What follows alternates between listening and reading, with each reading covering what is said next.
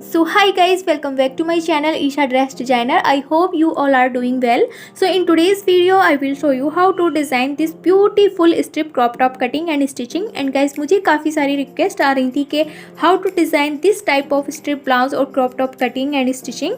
So guys आप सभी की रिक्वेस्ट पर मैंने आपके लिए ये ड्रेस डिज़ाइन किया है. एंड गाइज इस टॉप का जो फैब्रिक है वो मैंने बनारसी सिल्क फैब्रिक से इसको रेडी किया है, जो कि एक साड़ी का फैब्रिक है. गाइज कुछ टाइम पहले मैंने एक साड़ी से लहंगा बनाया था, जिसकी फुल कटिंग एंड स्टिचिंग की वीडियो भी मेरे चैनल पर आप देख सकते हैं.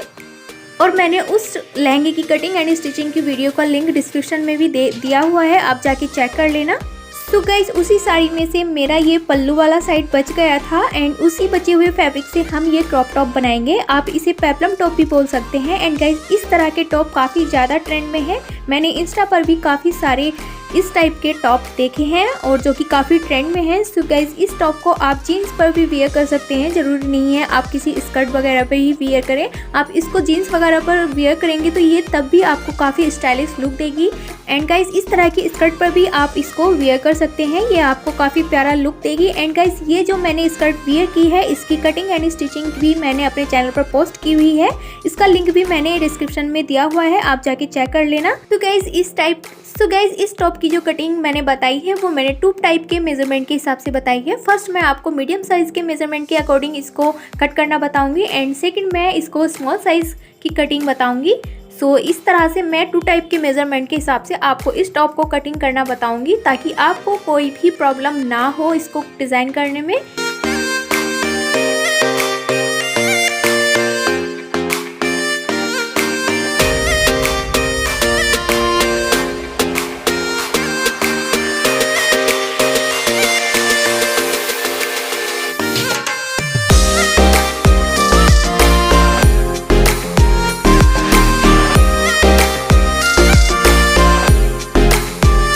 अगर आपको ये टॉप पसंद आया हो एंड ये पूरी फुल ड्रेस आपको पसंद आई हो, so please keep watching this video till the end and also like, share, comment and subscribe to my channel. So guys it's time to design this top. So without wasting time let's see how I designed it.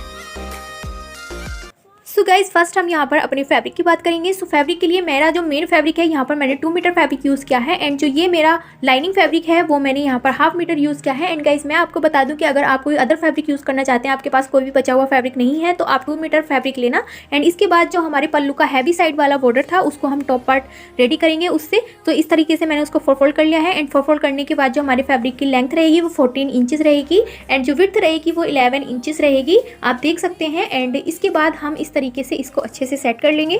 सो इसके बाद मैं आपको 2 types के measurement के हिसाब से इसकी marking करना बताऊंगी. सो फर्स्ट हम मीडियम साइज़ की मार्किंग करेंगे. सो मीडियम साइज़ के लिए मैंने शोल्डर के लिए यहाँ पर 5.5 इंचज़ पर इस तरीके से मार्किंग की है, आप देख सकते हैं. हम अपने मीडियम साइज़ के लिए 5.5 इंचज़ पर शोल्डर की मार्किंग करेंगे एंड इसके बाद हम आर्म होल के लिए 7 इंचज़ पर मार्क कर लेंगे.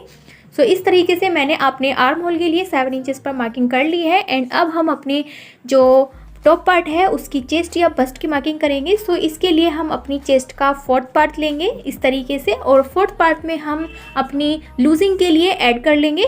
सो लूजिंग के लिए आप 2 से 1.5 इंचज़ तक इसकी लूजिंग रख सकते हैं. सो इस तरीके से मैंने अपने मेजरमेंट के हिसाब से 10 इंचज़ पर मार्किंग कर ली है उसमें लूजिंग ऐड करते हुए. एंड सेम हम इसी तरीके से अपनी वेस्ट की मार्किंग करेंगे. सो वेस्ट के लिए मैंने यहाँ पर लूजिंग ऐड करते हुए 9 इंचज़ पर मार्किंग कर ली है. अब इन दोनों पॉइंट्स को मैंने इस तरीके से मिला लिया है एंड मिलाने के बाद ये हमारी इस तरीके से मार्किंग कंप्लीट हो चुकी है. अब ऊपर हम आर्म होल की साइड से 3 इंचज़ पर इस तरीके से मार्क कर लेंगे.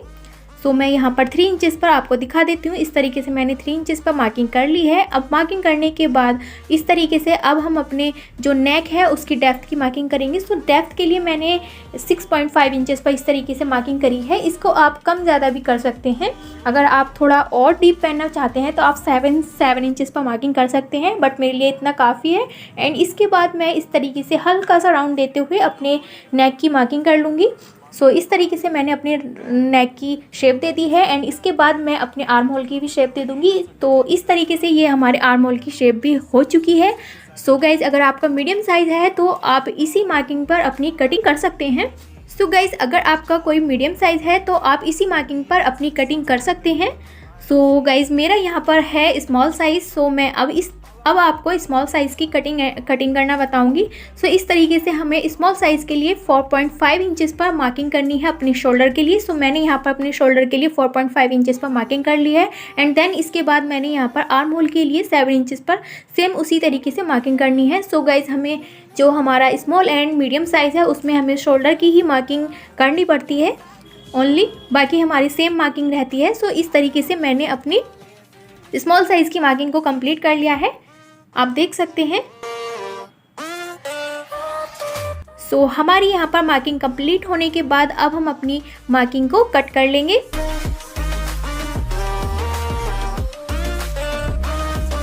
सो इस तरीके से मैं अपनी मार्किंग को कट कर लूँगी। सो फर्स्ट मैंने यहाँ पर अपने नेक को कट कर लिया है, यू कैन सी। सो नेक को कट करने के बाद अब हम अपने आर्म होल को भी कट कर लेंगे।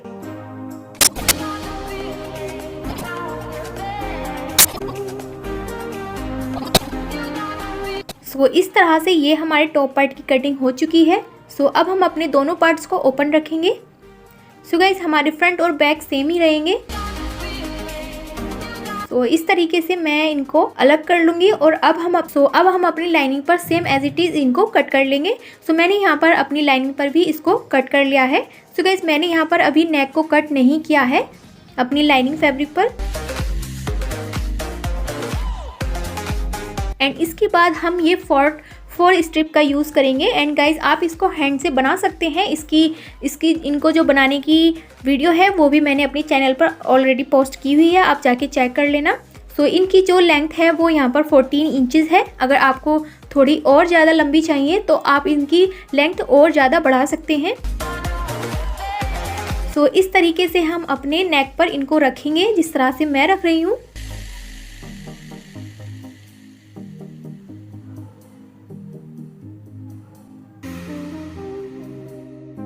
तो इनको इस तरह से अच्छे से रखने पर हम 1 फुट की स्टिचिंग कर लेंगे।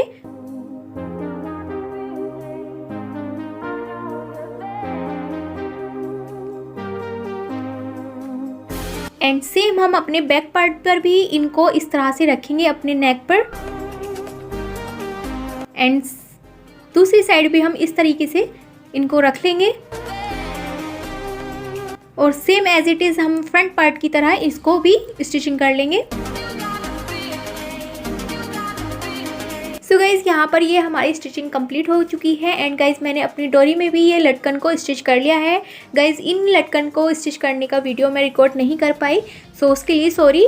एंड इस तरह से मैंने स्टिच करने के बाद अपनी नेक के एक्स्ट्रा फैब्रिक को इस तरीके से हम कट कर लेंगे। सो मैंने यहाँ पर इस तरीके से कट कर लिया है। एंड जो अब हमारा नेक है उस पर हम इस तरह से स्मॉल साइज कट्स लगा लेंगे। इससे हमारा नेक अच्छे से बैठ जाएगा और इसमें हमारे नेक में फिनिशिंग भी आ जाएगी। सो फिनिशिंग के लिए हमें ये कट्स लगाना बहुत ही इम्पोर्टेंट है। सो मैंने यहाँ पर अपने नेक पर स्मॉल कट्स लगाने के बाद इस तरह से इसको राइट साइड टर्न कर लिया है। सो आप देख सकते हैं राइट साइड टर्न करने के बाद ये हमारा कुछ इस तरह से हमारा टॉप पार्ट रेडी हुआ है। सो ये हमारा फ्रंट पार्ट है। सो टर्न करने के बाद अब हम इन पर 1 फुट की स्टिचिंग दे देंगे। सो हम यहाँ पर अपने फ्रंट पार्ट की तरह ही बैक पार्ट के नेक के एक्स्ट्रा फैब्रिक को भी कट कर लेंगे। सो इस तरीके से हमने यहाँ पर अपने बैक पार्ट के नेक को भी इस तरीके से कट कर लिया है। एंड कट करने के बाद हम सेम उसी प्रोसेस से अपने नेक पर स्मॉल साइज कट्स लगा लेंगे। इससे हमारा नेक अच्छे से बैठ जाता है, फिनिशिंग भी काफ़ी अच्छी आती है।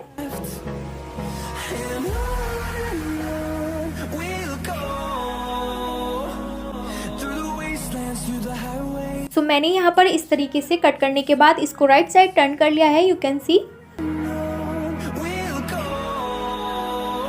टर्न करने के बाद हम इस पर भी 1 फुट की स्टिचिंग दे देंगे। एंड इसके बाद हम अपने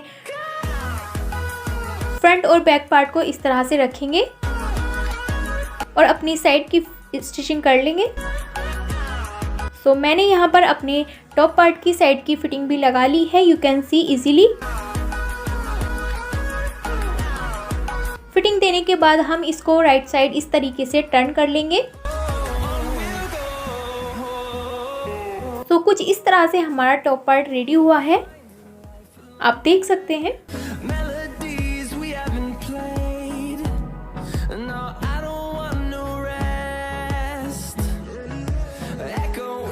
एंड इसके बाद मैं अब यहाँ पर अपने टॉप पार्ट में फ्रिल ऐड करूँगी। सो जो मेरी फ्रिल की लेंथ है वो यहाँ पर 12 इंचेस है एंड जो मेरी फ्रिल की विड्थ है वो यहाँ पर 2 मीटर है।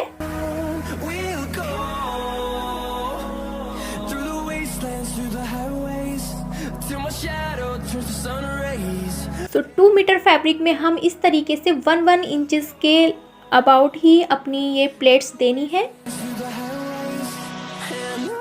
सो इस तरीके से मैं अपनी फ्रिल्स के लिए यहाँ पर 1 इंचेस की प्लेट्स दे दूँगी। आप इनको आलपिन की हेल्प से सेट कर सकते हैं। सो मैं यहाँ पर आलपिन की हेल्प से आपको सेट करके बताती हूँ। सो मैंने यहाँ पर अपनी आलपिन की हेल्प से अपनी प्लेट्स को रेडी कर लिया है, यू कैन सी इजीली। सो इस तरह से ये हमारी प्लेट्स बनके रेडी हो चुकी हैं। अब हम अपने इस तरह से फ्रिल के साइड को इस तरह से पहले स्टिच कर लेंगे। सो स्टिच करने के बाद इस तरीके से हम अपने टॉप पार्ट में इनको स्टिच कर लेंगे। तो मैंने यहाँ पर इनको अपनी फ्रिल को इस तरीके से ऐड कर लिया है, यू कैन सी इजीली। सो ये हमारा ब्यूटीफुल सा स्ट्रिप क्रॉप टॉप बनके रेडी हो चुका है। इजीली आप इसको आसानी से अपने घर पर बना सकते हैं। सो अगर आपको ये वीडियो अच्छी लगी हो so please like share comment and also subscribe to my channel and bye bye, thanks for watching.